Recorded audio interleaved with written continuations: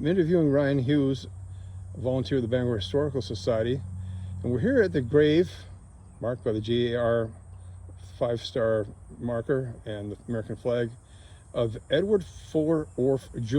And there's quite a tale here based of a young hero from Bangor, Maine. Yeah, thanks, Brian. One of the most poignant stories that we share on our Soldiers at Rest Civil War tour here as part of the Bangor Historical Society's tours at Mount Hope Cemetery is the sad story of Edward Fuller Orff Jr.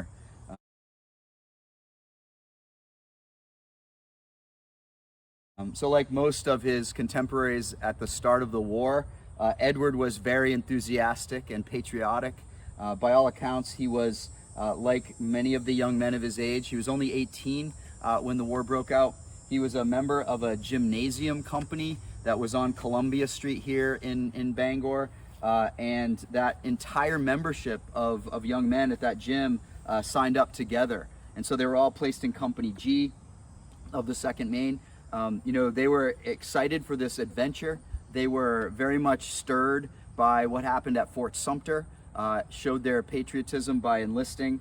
They all wanted an adventure. I think it's important to remember that the majority of people who lived in the time of the Civil War hadn't really traveled more than 6 to 10 miles away from where they were born at the time, and Orff was one of those. He had never really left Maine. His family was quite prominent here in the Bangor area. His father, Edward Fuller Orff Sr., was a prominent architect here in Bangor in the 1850s and 60s. And so when Orff joins up, the entire family was very proud of their son going off to war to represent Maine in this great conflict between the states.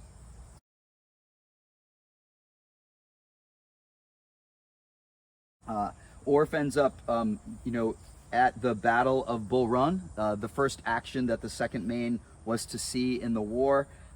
He was, again, quite brave and excited to have this experience. But as soon as they enter the battle on that July day in 1861, Orff will be running near the Henry Hill house and the Henry House Hill, and he will cross with the other soldiers a fence line where they will face enemy fire for the first time.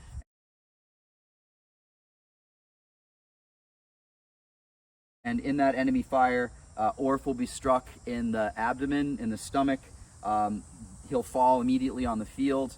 By most accounts, he didn't die right away, but he will die on the field of battle because not long after that assault, the entire Union forces were ordered to retreat.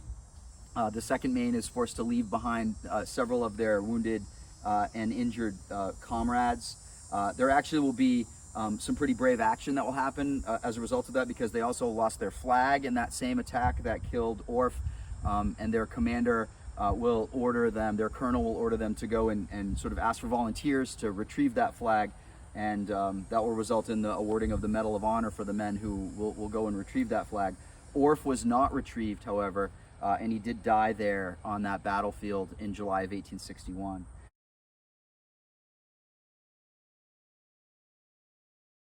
So here's this 18-year-old boy from Bangor, Maine, lost in the war. His family was absolutely devastated by the loss of their son.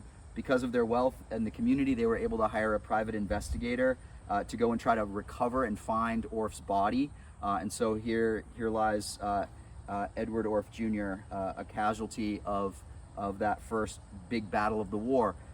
He's here in Mount Hope Cemetery. People cross and pass by his grave every day and maybe don't think about that sacrifice that I think is important to remember. So the family did recover his body. Don't know if they'd had it embalmed, but they had a funeral service for him right here. They did have a funeral service for him. So the records that I've been able to research do indicate that they did recover his body and bring it back here to Bangor. And so as far as we know, he lays here in the family plot.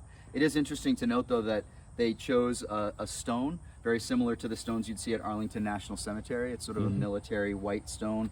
It hasn't weathered well over the years, but it would be very much like you'd see in a Civil War cemetery anywhere in the country. I think that they were very proud of their son's service and what he did for them. Thank you very much.